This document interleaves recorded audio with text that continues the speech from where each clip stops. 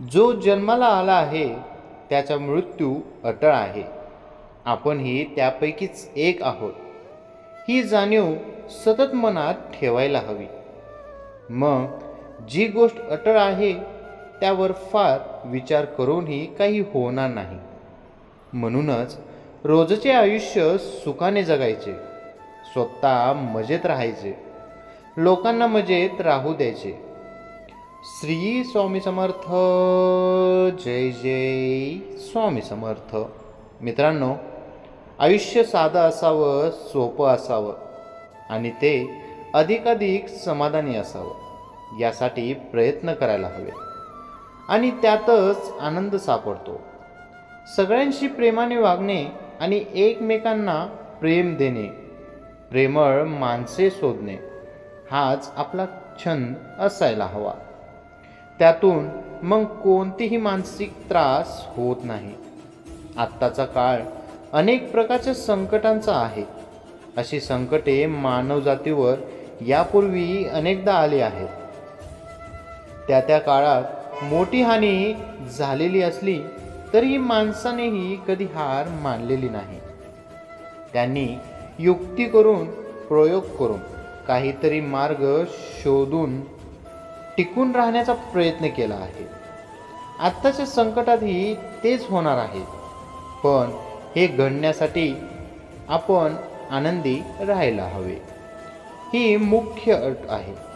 आनंदी राहायचं असेल तर काही गोष्टींचे पथ्य पाळावे लागते. त्याशिवाय आनंदाचा अनुभव मिळत नाही. त्यासाठी खालील काही गोष्टी करून पाहता येतील. लोक काय म्हणतील याचा विचार करू नका.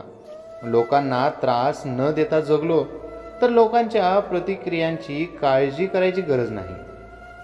खोटं बोलायचं नाही, खोटं वागायचं नाही, म्हणजे त्या वागण्याचा आपल्याला आणि समोरच्यालाही त्रास होत नाही.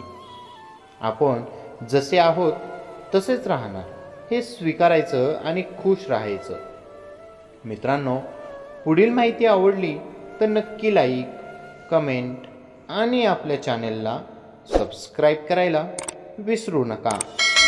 आपलं नाव, आडनाव, पद, कंपनी, पगार यांचा अहंकार करू नये. आपणच श्रेष्ठ, बाकीचे कनिष्ठ असा भाव तर मुळीच असू नये. आपले पाय जमिनीवर असावेत आणि लोकांच्या सोबत राहण्याचा प्रयत्न करावा. आपल्यातही काही दोष असू शकतात, हे मान्य करायला हवे. आपण सर्व गुण संपन्न नाही हे मान्य करणे आणि समोरच्या व्यक्तीमध्येही असलेले गुण, दोष स्वीकारणे हे चांगल्या स्वभावाचे लक्षण असते. ते लक्षण आपल्यातही असायला हवे. त्याच अनुषंगाने आपल्यातील दोष शोधावेत, ते सुधारावेत. आता कोणत्याही गोष्टीचा हव्यास धरण्यास अर्थ नाही. आपली गरज किती आणि आपली क्षमता किती याचा विचार करून मर्यादित गरजा आणि त्या पूर्ण करण्यासाठी कराव्या लागणाऱ्या कष्टातून समाधान मिळवण्याचा विचार करावा. भौतिक सुखाचा हट्ट नको, त्यासाठी मनाविरुद्ध तडजोडी नको. जे मिळेल त्यात सुखी राहावे आणि त्यातच आनंद शोधला पाहिजे. जो जन्माला आला त्याचा मृत्यू अटळ आहे. आपणही त्यापैकीच एक आहोत. ही जाणीव सतत मनात ठेवायला हवी. मग जी गोष्ट अटळ आहे त्यावर फार विचार करूनही काही होणार नाही.